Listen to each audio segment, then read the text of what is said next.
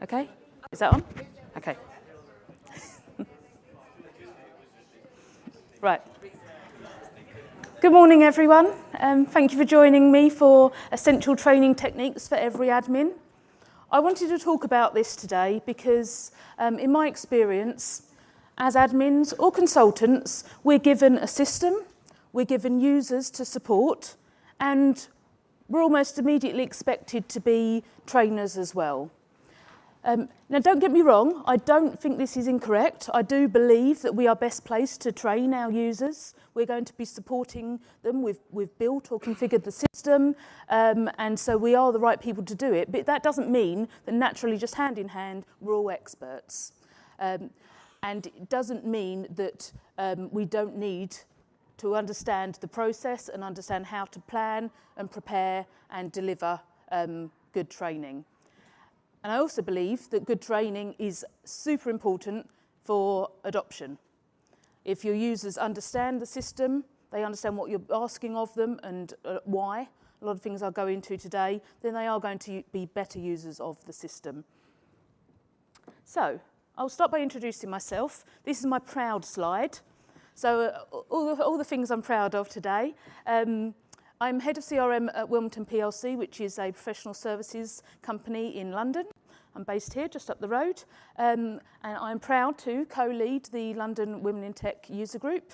I'm proud to be a host of the EMEA office hours, which is something that we do in the community, which means once a month, members of the community can call on to a conference line, and there'll be a group of MVPs there waiting to answer your questions. So if that sounds of interest, please ask me about it after. I'm up to 6 certs now, which I did 5 of those in the last year, so I'm proud of that too. And I'm immensely proud to be a Salesforce MVP. I've been using Salesforce for 5 years, and that's on the back of nearly 20 years of sort of database and system experience. But the last 5 have been Salesforce up to here. So naturally enough, your training session needs to start with the planning stage. It seems obvious, but I bet we can't all say we've all gone into every training session, every refresher, every demo fully prepared and planned. I know I haven't, and some of those haven't been my finest hours, and it will be my users that would have suffered. So going into a training session with a full plan is really super important. And these are the things that I outline as part of my preparation. So we'll start with the why. Why are we being asked to train a set of users today? Is it because they're being brought onto Salesforce for the first time, so it's new to them? Is it because we're releasing a new feature?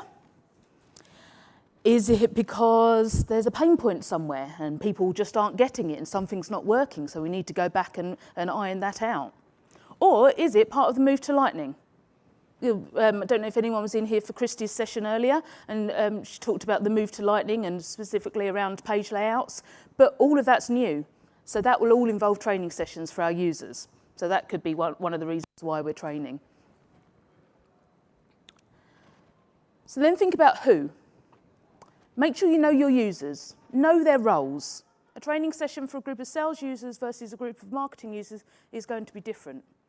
Know what business they work in.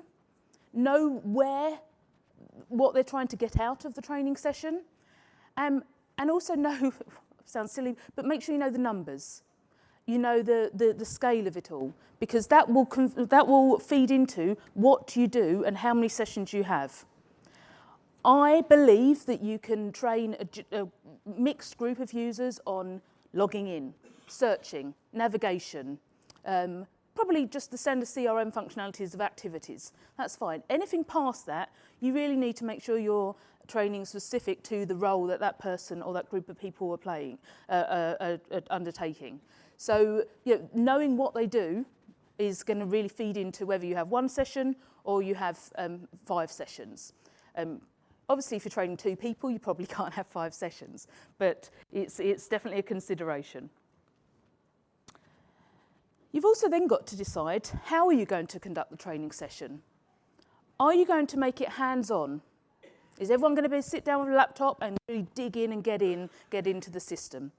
Or is it going to be instructional? Am I going to stand at the front and talk people through what they need to do their job?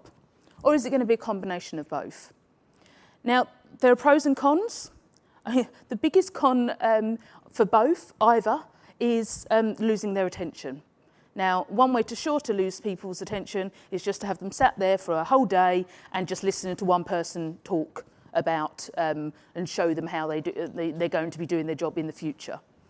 But equally, you can lose their attention by giving them all a laptop and set them in a room and, oh, well, there's the internet, there's Facebook, there's my email, I can just get on with my job. So you've got areas of concern on both sides.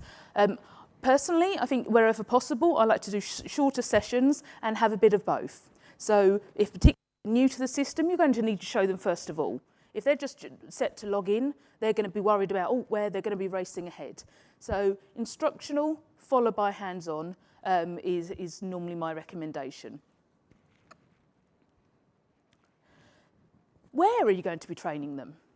Now, to my mind, the only use case for conducting training in your production org is report writing, because they can save their reports in their personal folders, they can't really go far wrong, and then they've got them when they go back to their desks, their offices.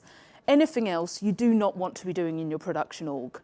If for nothing else, if you you introduce someone to Salesforce, you start them off and they're saying you put dummy data in a system, even though we as admins can delete it, you're straight away telling them that dummy data lives in the system, that it's okay for them to play in the system. You know, that to me is a big no-no. I regularly do searches on my Salesforce org for the word test to see who's added test opportunities and slap them on the wrist, because there's not a place for that, but there is a place for that, sorry. It's not in your production org, it's in a sandbox. So consider your environment. Consider, is the dev environment going to work? Is the dev sandbox going to work? Your partial sandbox, your full sandbox? Think about what you've got available to you. And then when?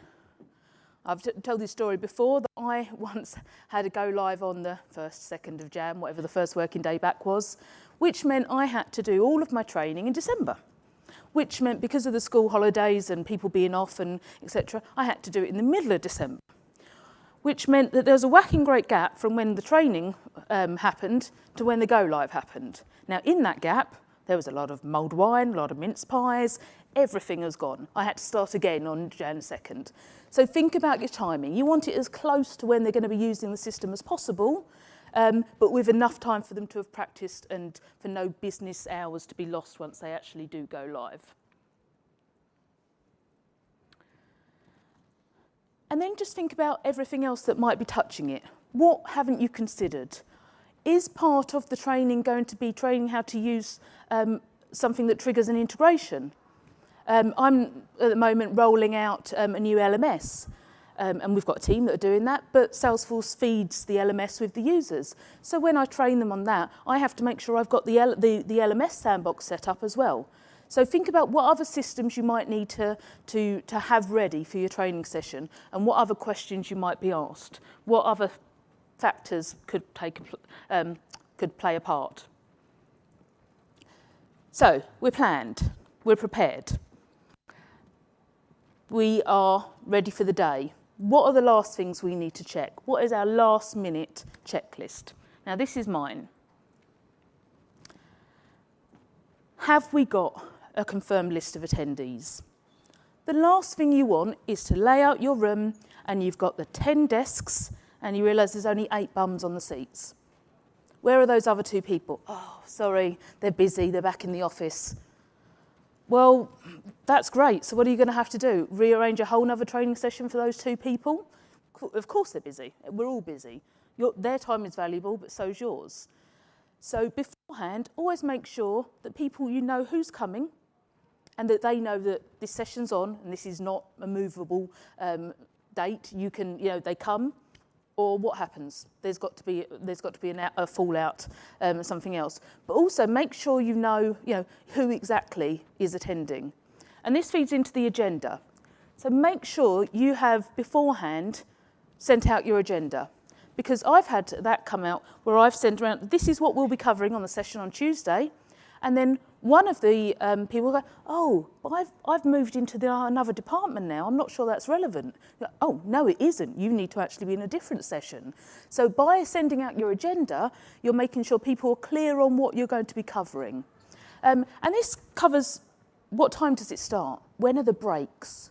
What catering will be involved? What time will people get home?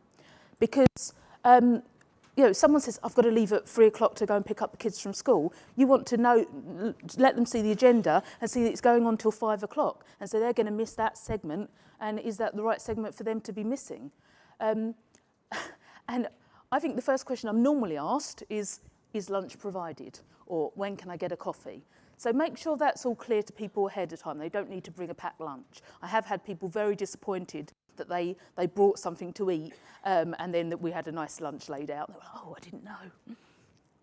And then technology. Yeah, we all work in tech, and how often does it be that is it the thing that undoes us? How many meetings and training sessions we've been in where you lose 10 minutes to logging in your passwords and everything.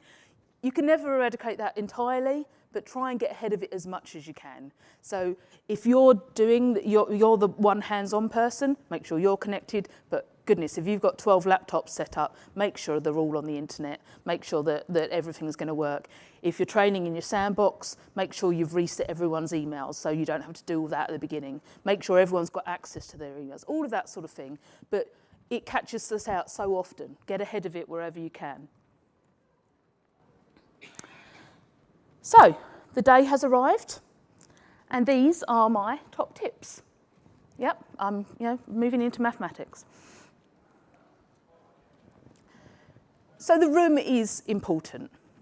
If someone is uncomfortable, if they're too hot or too cold, then they're not concentrated, they're distracted by that. I saw a lady earlier that had her London's Calling t-shirt over her shoulders, and I thought, oh goodness, yeah, and that side is a bit chilly. But it makes a difference. People get distracted. Now, any of us that work in offices know you never get the temperature exactly right. There's no way that there's always someone that's too hot or too cold, but make it as comfortable as you can. But then also consider, the chairs. If you're asking someone to sit in a room and follow what you're doing or work along for a full day session, consider what you would do in the office where you've got a nice ergonomically sound chair.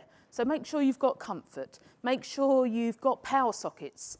No one's phone lasts the whole day anymore. They're going to want to charge it at some point. All of those things to eradicate any distractions and show that you've set it up considerably. You've got some mints, you've got some biscuits, you've got your water, tea and coffee. And whatever you do, make sure you've got a nice clear desktop, no interestingly named files on your desktop. I always have a quick look at what someone's got on there. Well, that looks interesting. What's the name of that one? Make sure it's all nice and clear, but also kill those notifications. I don't know about you, but I've got pop-ups with Slack, with Chatter, with my emails. There's so many different things that can come up. Not only could it be embarrassing, or it could be you could reveal something that's meant to be confidential, but also, again, it's distracting. So just make sure for any kind of thing like this, now I'm not on the internet because otherwise things will be popping up, and that's a good way to go if you don't need to be. And we touched on this before in the environment. Wherever you can, if you've got a full sandbox, that's the one you want to use, because it looks exactly like your production environment, but it's got data in there. Partial's got some data, so that might also work if you haven't got a full sandbox. I do know that they're a luxury and they're quite expensive, but just make sure you've got the right environment to use. As I mentioned, reiterate again, not production unless you're doing reports. And log in as a standard user. You've got your environment, don't log in as yourself. As an admin, we see everything. Nice big delete button on every page. I don't want my users even to know it's possible to delete records. So they're not going to have that permission. I don't want them to know it's an option. But also, my page layouts are a bit of a mess. I need to follow Christy's advice from the previous session, because I see all of my different departments and areas pages. So mine are long, they've got screens that aren't sections that aren't relevant to all my users, if that's their first glance at Salesforce, they're going to think it's a bit messy. But I make sure my users don't see screens like that. They've got nice screens that only show the relevant fields to their role and their part of the company. So if I'm logged in as me, they're not getting a good first impression. Log in as them, a user with the same permissions, they're going to see what you want them to see. But also, if they are following along, they can't do it very well if you're logged in with a user with different permissions. So I think that's a big thing that people forget to do, and I think that is really important.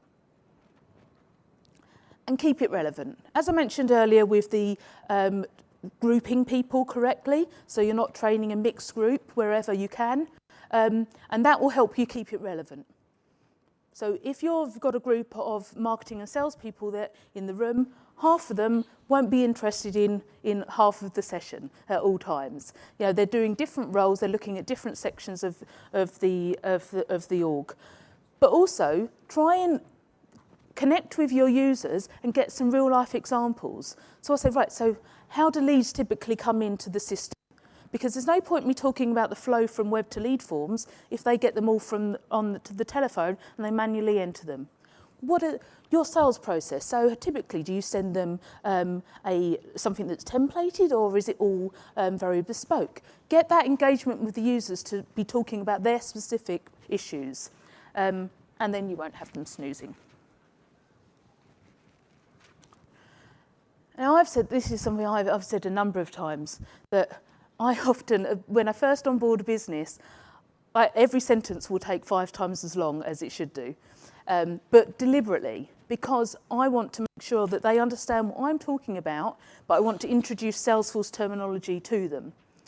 And this is really important because if we all start talking Salesforce, you know, adoption will come a lot quicker, but it won't happen immediately. And so what I do is I'll say, so we're looking at an account object. Now, to my users, before they're into Salesforce, they'll think that means finance, the finance department, their accounts. So I'll say the account object. So that is a business, that's an employer, that's a firm, that's a company, it's a competitor, it's a partner, it's a customer, you know, all the things it could be, because one of those words will mean everyone in the room will call an account. And so make sure you realise that they're not going to know the terminology from the beginning. They're not going to know what activities are or tasks are. They'll know the concept of a task, assigning someone a task, but just get them into the Salesforce language by using the words that you know that they know as well. And always, always explain why. Now, I know we don't all learn the same, but I, for one, will do something and understand something a lot more if I know why I'm being asked to do it. If I put it in context, if I explain that there is that field there that you must fill out, that's it, you just got to fill it out.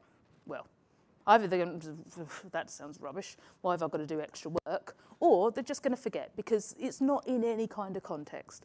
So we say, this field is required because it then fuels the workflow that means the right email gets sent out to your client. Please ensure you pick the right value because this will immediately impact your client. Or marketing need this to then send the right campaign to these people in the past because they haven't bought from you this time. But when you update it to close lost, pick the right reason because that will then mean that we can try and re-engage them. Things like that will mean that they understand why they're being asked to do something. And I think that makes a difference too. And as always, what's in it for them? Sell it to them. What's in it for me? And one thing I do of that is try and make a spin on those required fields that I just mentioned. So instead of saying, you've got to pick a close loss reason, and if you don't, we're going to tell you off. You can say, so there are some fields that every opportunity needs, but don't worry, we've made it easy for you. A notification will appear if you forget. So that, we've got your back there, you're covered, we're not going to have any issues there. Make it so that that red warning of please fill out this field is actually a bonus for them because it's helping them remember rather than it's chasing them down to not forget. And much as Salesforce is our world in this room and this building, we're not actually teaching them Salesforce. We're teaching them how to do their job in the system. So make sure everything in your training is about the process. Whether we call it cradle to grave, cash, lead to cash, but work through the process with them and focus on that, focus on what they're doing, and then the system where that can make life easier, where the system runs alongside it. And that's going to seem like you're not just coming to teach them Salesforce. You're not. You're teaching them how they transfer the roles that they play at the moment, the actions they go through at the moment, into this new system that's going to hopefully make, or definitely make, life a lot easier. And then incentivize them. Make it fun. Make it an enjoyable day out of the office. Just silly things like I always, like when we came in here today, I always got a Salesforce pad and pen. I got my AE sent me a box of them like a few years ago that have lasted. Well, it's a big box. And so when they come into my training room, I make sure there's a Salesforce pad and pen on every seat. Some mints if I've got them as well. And it's just something nice that, oh look, they come in. Oh, there's everyone likes something for free, don't they? Swag. But also I will do things like I'll get the knowledge checks out of the Salesforce training that you can get online, and I tell people there's going to be quizzes. We're going to have quizzes throughout the day. If you've got a competitive bunch, maybe your sales users, then that will soon get them interested. But also might well get them to concentrate a bit more because they know a quiz is coming up. And if you've got prizes, even better. So you can deliver the best training session in the world, but if you train and run, then it's all going to come to nothing. You've got to keep working with them. Make sure you can monitor whether what you've trained them in is being followed through. So if it's, I talked a bit about required fields, but if they're not required fields, if there's certain values that need to be captured, if your training is about getting more leads converted or more opportunities added or more contacts and accounts populated, then have means of monitoring that. Get yourself a nice dashboard, but then follow up on it. So then you can say, Freya's not filling out that field and her number of leads converted haven't gone up. So I'm going to follow up with Freya and see what's going wrong there and how I can help her do it differently. So stay in touch. And if it isn't you, make sure they know who to follow up with. If I tend to do nearly all the training in my business, but I'm not the person that will then be able to follow up with them because I'm off doing something else. So I make sure they know exactly who to contact and how.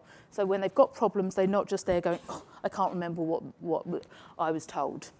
And then leave them resources. Now, we've all got Trailhead to do our jobs better. They haven't quite got that yet, although my Trailhead is coming.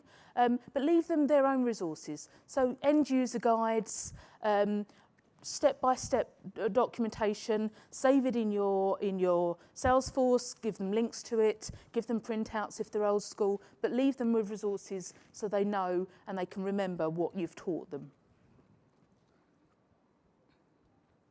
And that's me. Thank you. Any questions? Yeah? Do you think there is a difference if the training is provided by a person from the company itself, or would you hire someone external? Well, as I said at the so the question was, do you think there's a difference between someone from the company doing the training or someone being hired in? Now, it's a luxury that not everyone has to hire in dedicated trainers. Sort of as I said at the beginning, I feel that the internal admin, if there is one, and he or she has scope to do it, is normally best placed because they know the system best. But it really depends on the instance of how complicated your org is. If you're looking at a lot of very customised processes, then it will take someone coming in a while to get up to speed on that. But then if you're training hundreds of users, the average admin can't dedicate all of that time to it. So I think it depends on the use case. I think there's definitely a place for external trainers if you've got the time and the budget for it, and a big rollout would probably require external, at least as a backup to the internal admin. Yeah? What would you recommend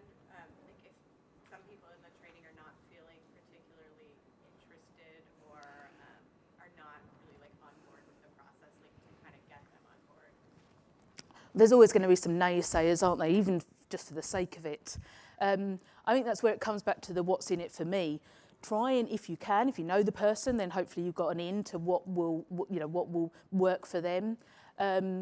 And focus on the good things, and really can have such a positive spin on things. As I said, turn a required field into a plus for them. And I think just focus on that person and ask them some questions, dig down, and hopefully make them feel bad about being such a naysayer. Yep. We have users worldwide, so we have to provide training over Skype. Mm-hmm. You ask, are there any questions? You keep trying to keep it nice and interactive, and you get no responses. Do you have any tips on how to engage? They're not necessarily engaged anyway. No. Having to go on this training. Yeah. And I'm assuming, so this is about international users training over Skype, a problem I have myself as well. I think that's where just having training that is you just showing people and they're consuming that rather than interacting is a real risk, because of course they're going to be on their emails. There's no extra incentive there. So I think you've got to try and make the training hands-on. And I know there's technology where you can actually have a virtual classroom, and so you can see what other people are doing. It's something that my business is rolling out that I think will be a bit of a game changer on that. And I think the only way to do it is keep asking things of them. If you're not asking them to do things, then ask them questions and keep, but ones that they have to answer. So it's not like, are there any questions on that, or is there any follow-up, any problems on that? But specifically, hi, Fred, what is this use case for you? Can we talk through one of your, and I can show you how that use case that you did this morning is now going to look on the new system, and just badger them, because it's natural. But we've all done it, haven't we? We've signed up for a webinar or something like that. This is going to be great, but then you get lost and you get distracted. We're all getting worse by the hour, aren't we, with our levels of distraction and concentration? And so it is a problem. But I just keep doing something that means they have to engage back with you. Any more? I think I'm probably out of time. I got at least one wave from the back. So if no more questions, then thank you very much.